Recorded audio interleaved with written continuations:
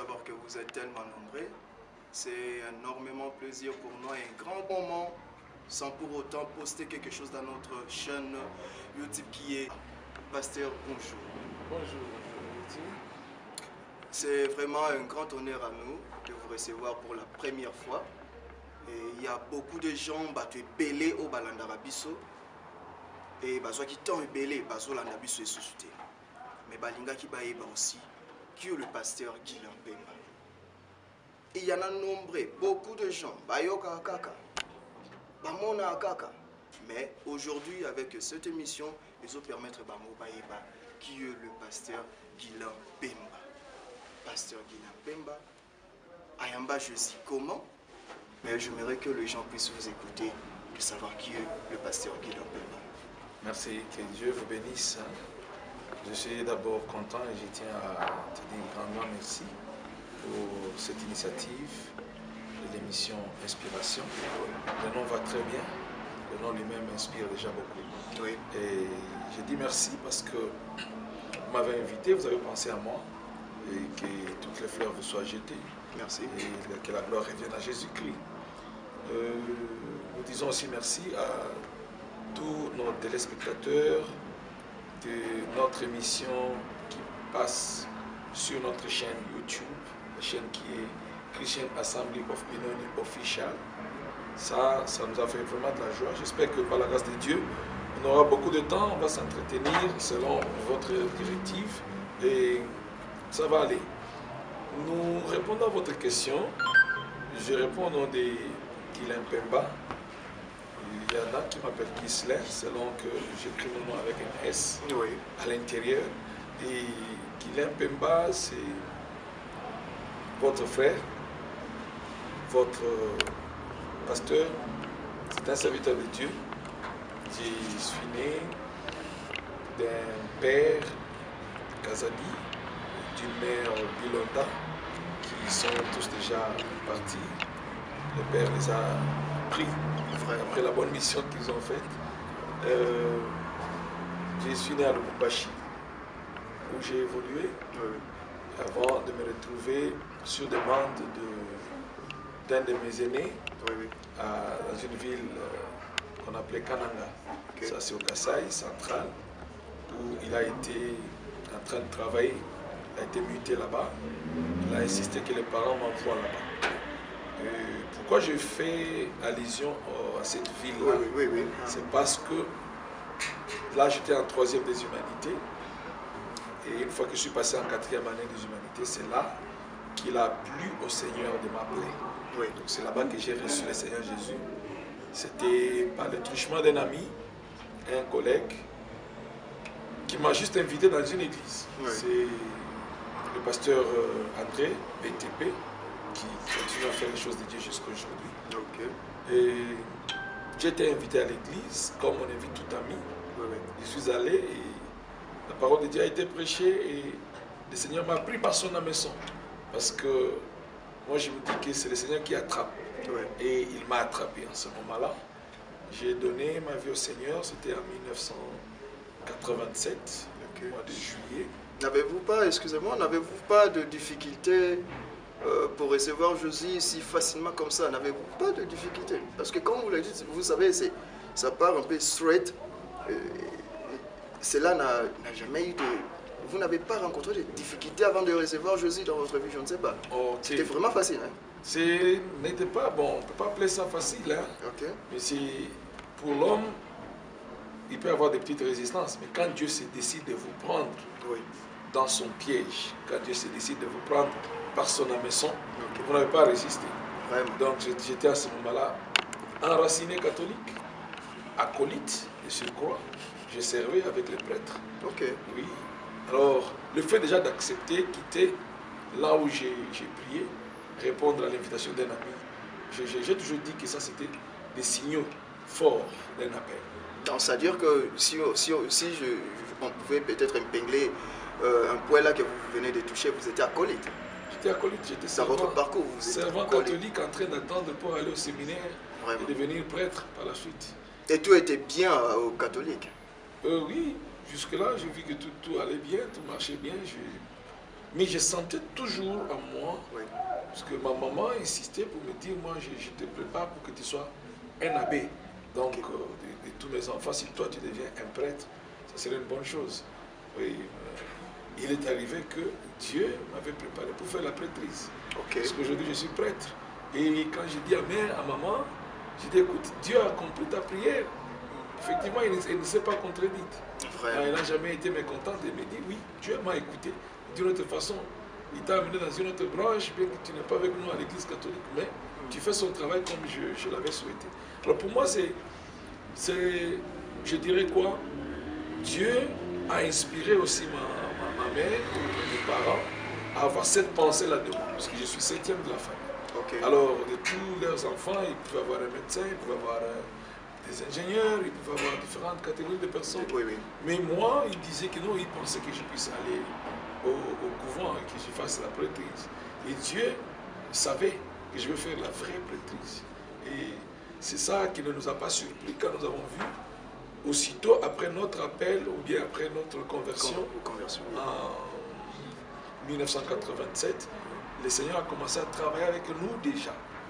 À ce moment-là, il y a eu par exemple l'éclatement des dons qui s'est manifesté avant même de recevoir le baptême.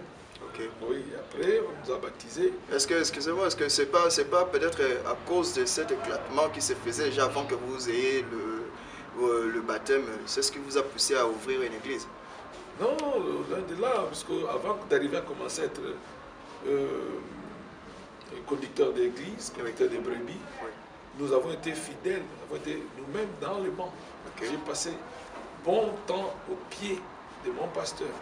J'ai passé bon temps au pied de mon pasteur et je devais suivre les directives. Et même Paul lui-même, quand il a été appelé, il n'a pas commencé directement à prêcher. Bien qu'il se disait avoir la connaissance des Écritures, mais quand le Seigneur l'appelle, il le fait passer toujours au pied des gens pour la préparation. Moi je dirais que c'est pas trop bien. C'est pas trop bien qu'on puisse être appelé le même jour, on commence à faire tout, non? Même le Seigneur Jésus, il est venu dans le monde, il pouvait parler avec une si grande sagesse, mais on l'a vu qu'il a pris un temps. Dieu l'a préparé. Si on peut faire comprendre aux téléspectateurs qui sont en train de nous suivre, être baptisé, je ne sais pas. Et il y a une différence d'être baptisé à cet âge-là et à l'âge de la conscience, ou bien je ne sais pas. Une très grande différence, parce que le baptême lui-même, selon la parole de Dieu, c'est un engagement d'une conscience pure. Alors un enfant est sans conscience. Carrément, c'est ce qu'on appelle baptême là. C'est juste un lavage d'eau.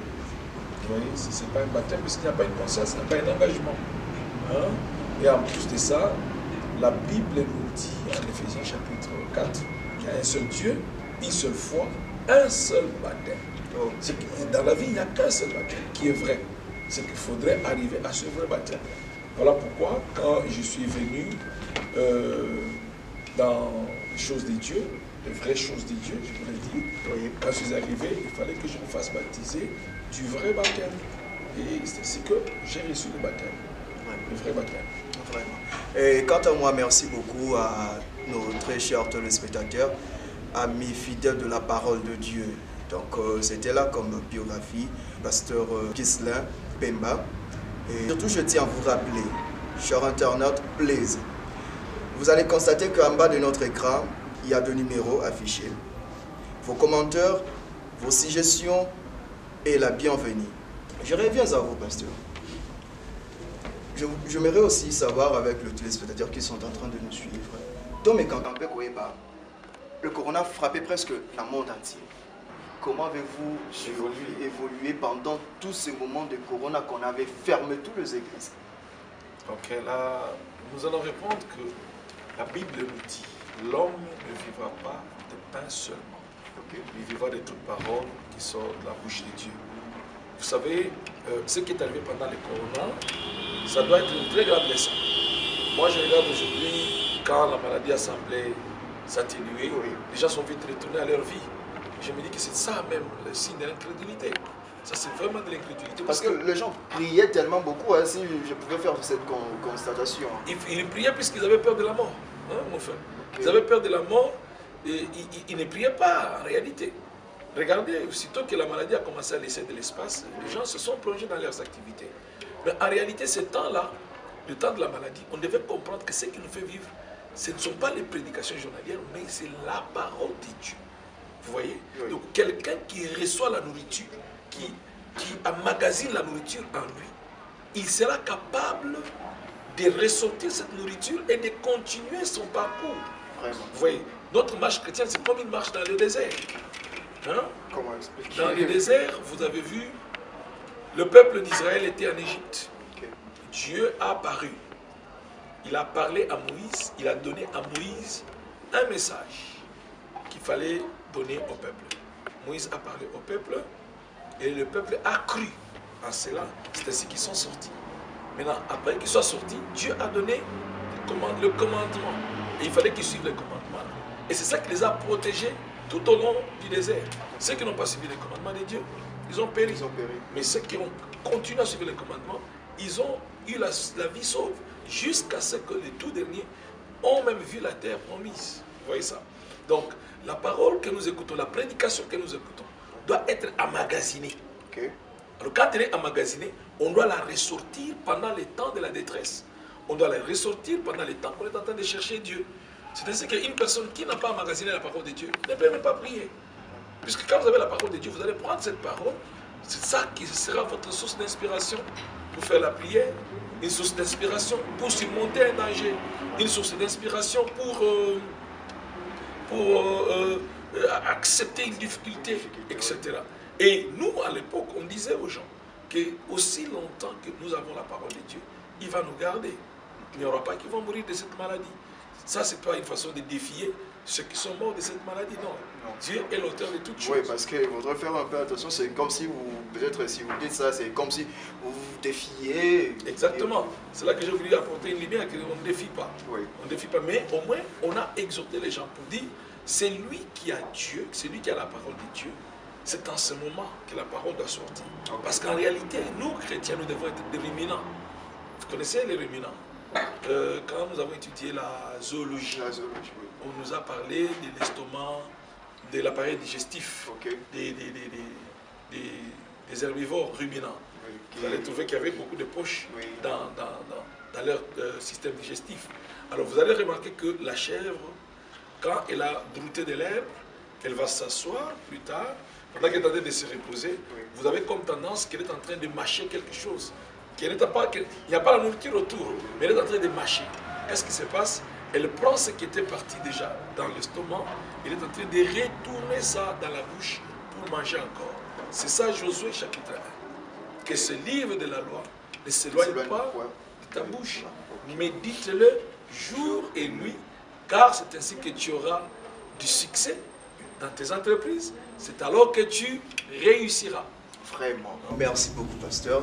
Donc, c'est plus que même l'exhortation. Vraiment. Mais si on pouvait revenir un peu, comme je l'avais dit, concernant votre parcours.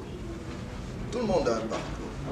Je crois que vous devenir un grand aujourd'hui, peut-être il y en a beaucoup, si c'est leur première fois de vous voir sur les écrans, je crois très bien que moi j'ai déjà entendu votre nom, par-ci, par-là. Là, je le fais, je l'affirme. Mais dites-nous un peu concernant votre parcours. Ça a été facile. Comment a été votre parcours afin que vous, aujourd'hui, vous soyez appelé pasteur? Oui, merci. Je crois que dans les choses de Dieu, il faut qu'il y ait toujours un parcours. C'est sûr, aujourd'hui, nous avons beaucoup de parvenus. C'est parce que les gens se sont soit précipités ou encore improvisés dans les choses de Dieu. Alors, après la conversion, nous avons évolué auprès du pasteur Rosité Tébé, que je salue en passant, qui suit nos émissions. Et on a évolué depuis 1987, 88.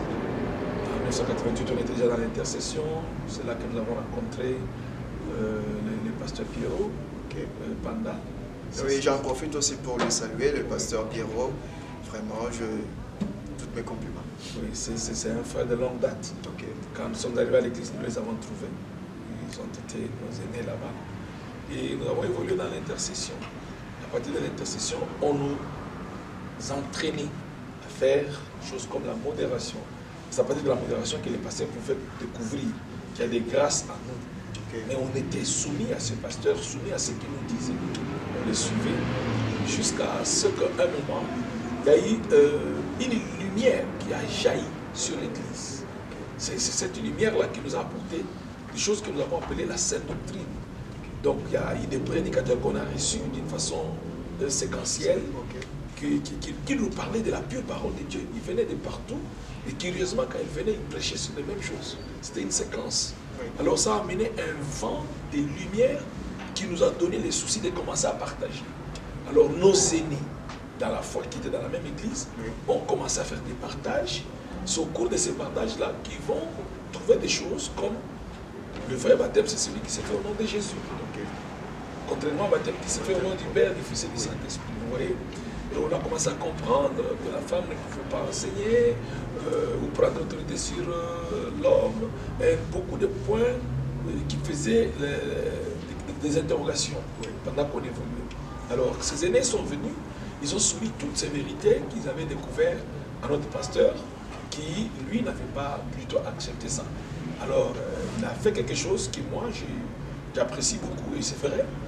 Quand un membre dans l'église pense avoir un niveau de connaissance qui dépasse son pasteur, normalement, cette personne-là doit quitter l'église.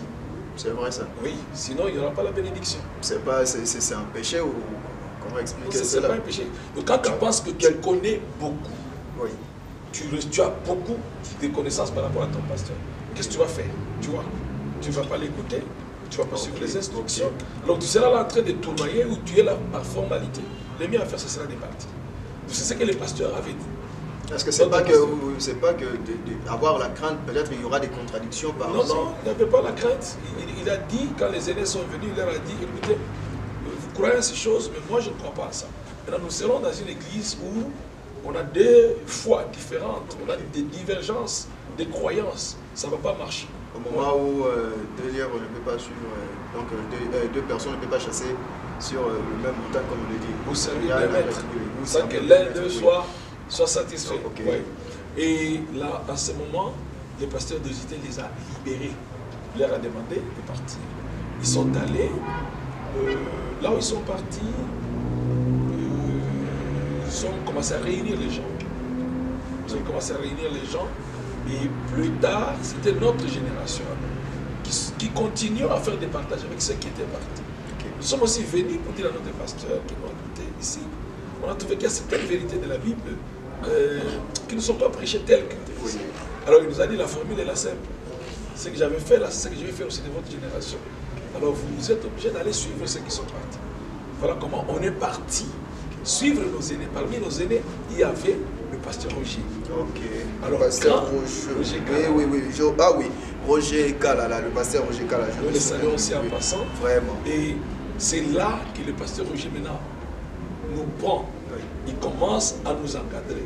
Il commence à nous suivre. C'est là qu'il devient notre père en réalité. Puisque moi je crois que le père dans la foi, c'est celui qui t'annonce pour la première fois le vrai évangile. Okay. Et qui t'encadre. C'est celui-là qui est le père. Voilà pourquoi je l'ai appelé lui mon père. Mais notre pasteur avec qui on était, c'est un maître. Oui.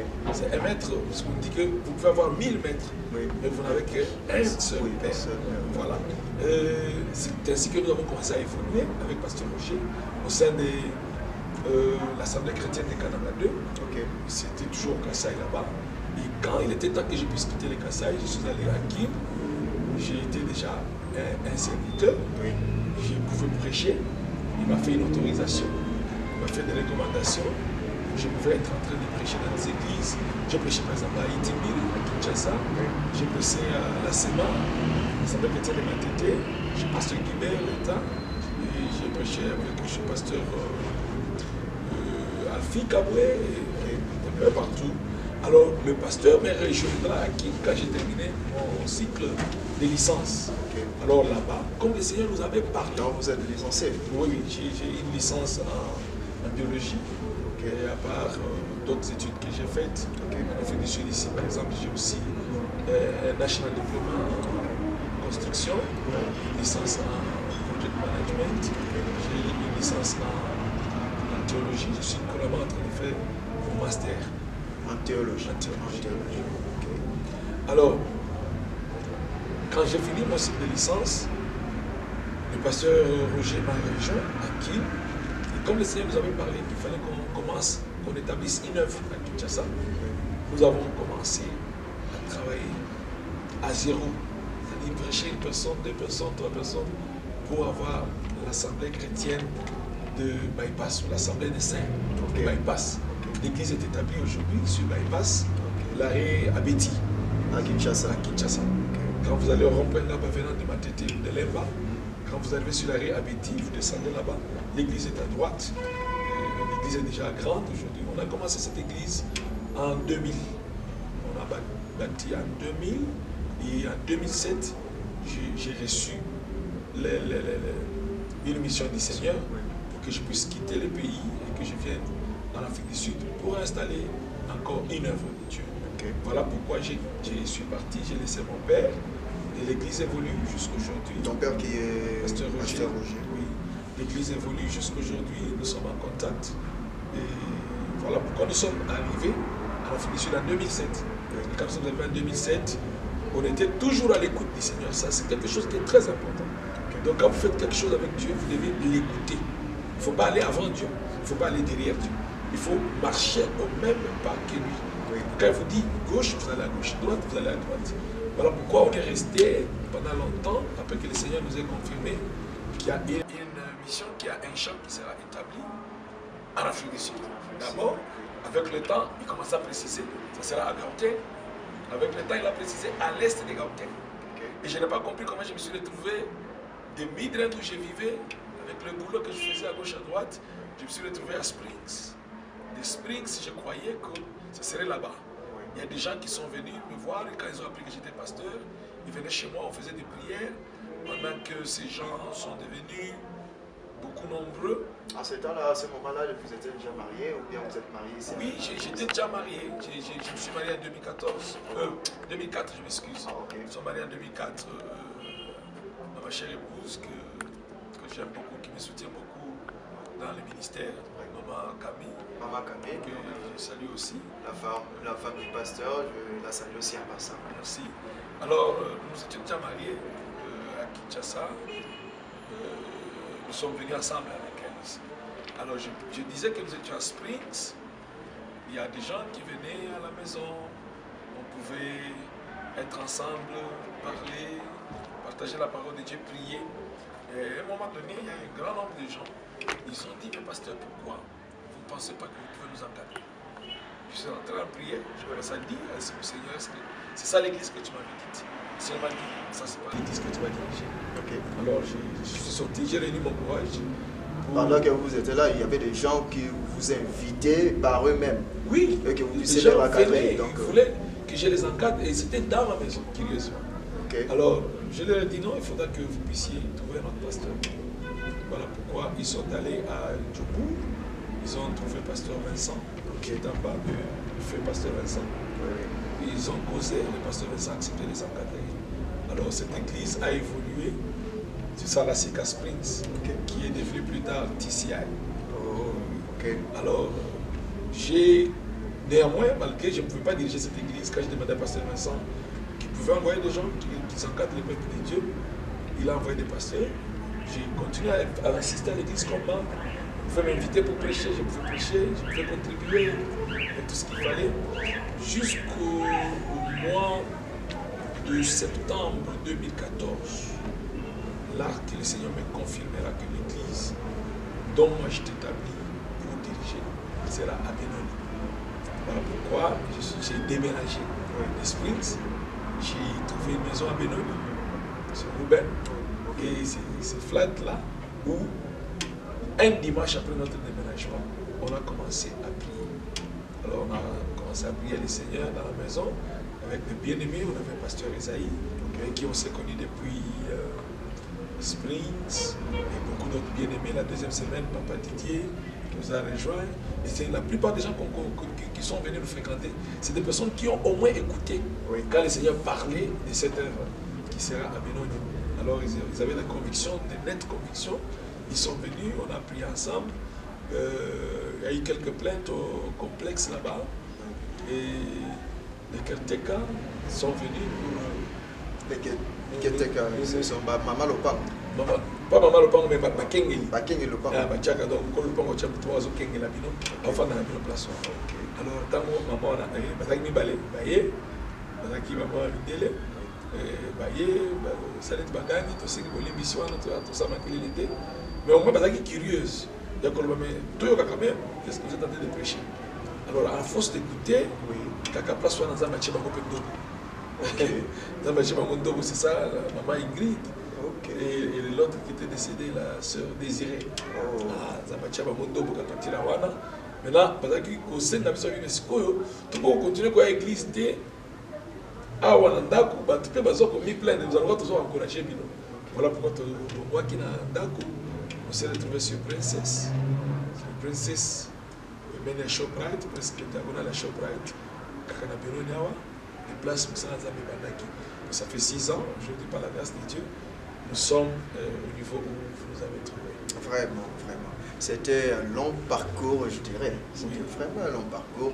Et qu'aujourd'hui, quand vous soyez appelé pasteur Guilain Pemba, et avoir tous les croyants dans l'église comme ça, c'est pas aussi quelque chose qui est facile. Et quant à moi, je vous dis toujours merci. Donc, nous tendons vers la fin. Mais nous avons beaucoup à expliquer, juste un tout petit peu. Accordez-nous votre attention. Pasteur Guilain Pemba, je crois que vous êtes congolais. Vous connaissez la RDC. Est-ce que vous avez attendu peut-être depuis ou avez-vous des informations en ce qui concerne l'Est du Congo? Vous êtes l'un des pasteurs. Je ne sais pas, est-ce que les prières que vous faites, ce qui peut être dans l'Est, je ne sais pas si vous avez l'idée de ce qui se passe à l'Est. Vous êtes l'un des Congolais. Vous pouvez compatir avec ces gens-là. Il y a un message pour ces gens-là. Oui, vous savez que tout prophète avait ses origines dans la Bible. Et un serviteur de Dieu doit être aussi patriote. Le fait d'être patriote ne signifie pas qu'on est politicien. Oui. Mais on a des origines. Et on doit aimer ses origines. Nous prions beaucoup pour l'Est de notre pays.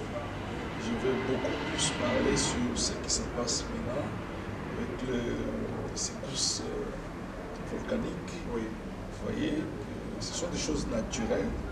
Mais quand ça se passe, il y a toujours des dégâts. Nous sommes en train de soumettre ces peuples-là dans les mains du Seigneur. Nous cessons de prier pour eux jour et nuit. D'accord, nous sommes aussi à cœur avec eux, donc je crois très bien, parce que vous n'avez pas oublié vos origines, parce que c'était aussi très important que ce message puisse passer, afin que nos téléspectateurs qui sont en train de nous suivre, pas camper, comprendre. Mais si on pouvait aussi avoir l'adresse de l'église, et dites-nous un peu, pasteur, concernant vos emplois du temps, où il y a un bakabatu, votre numéro de téléphone tel que nous l'avons affiché là-bas, je ne sais pas, est-ce qu'il y a des conditions avant que les gens puissent vous appeler? Faudrait passer par où? Non. Nous avons ma condition T. Donc notre numéro de téléphone, notre téléphone est détenu par nous-mêmes. Nous en avons beaucoup. C'est le numéro que vous allez afficher au bas de l'écran. Tout ça disponible à tout moment pour les choses de Dieu. Tout ça disponible, tout ça prêt à Koussouma Batou, pour assister Batou, avec des conseils, avec des counseling, des orientations, des prières, et même le partage de la parole de Dieu. Nous sommes vraiment ouverts de partager la grâce que le Seigneur nous a faite avec tout le monde. L'église, nous sommes sur Fortreka, 38. Ici à l'Afrique. Ici à Benoni. C'est le coin Fortreka et Apa. Apa, c'est l'avenue qui vient de la police. Et Fortreka, c'est la grande avenue qu'on connaît à Benoni. Nous sommes au coin là-bas, au premier étage. C'est là que l'église est établie. Et nous recevons sur ce programme, sur rendez-vous. Ce n'est pas un jour précis, mais je reçois généralement lundi et samedi. Donc ils peuvent vous contacter avec le numéro, de téléphone qui est affiché en bas de vos écrans, vous allez le voir. Donc, on peut se fixer et puis on peut parler des choses de Dieu. Nous sommes vraiment ouverts. D'accord. Nous sommes honorés de votre présence, Pasteur Guilain Pemba. Aussi quelques salutations à ceux-là qui vous suivent, parce qu'on aura le temps. J'aimerais que quelques salutations comme dédicaces, surtout à tes enfants, ta femme, et à ceux-là qui nous aiment beaucoup. Les dédicaces vont tout droit d'abord à notre famille, notre petite famille, à Diama, Célia, Jonathan, nos enfants, à Maman Camille, Camania, notre épouse, que nous aimons beaucoup. Disons aussi bonjour, nous saluons notre ancien, Papa Didier, Maman Mado, nous saluons Diacre, nous saluons nos pasteurs, parce que je suis pasteur, j'ai aussi mon pasteur qui est ici. Le pasteur Isaïe Kabia et son épouse, nous saluons, nous saluons le pasteur Boaz, nous saluons la diaconesse, nous saluons. Vous massivement, abonnez-vous massivement. Et n'oubliez pas de commenter et de liker et de share aussi. En tout cas, abonnez-vous massivement pour la gloire de Jésus-Christ. Que Dieu vous bénisse là où vous êtes.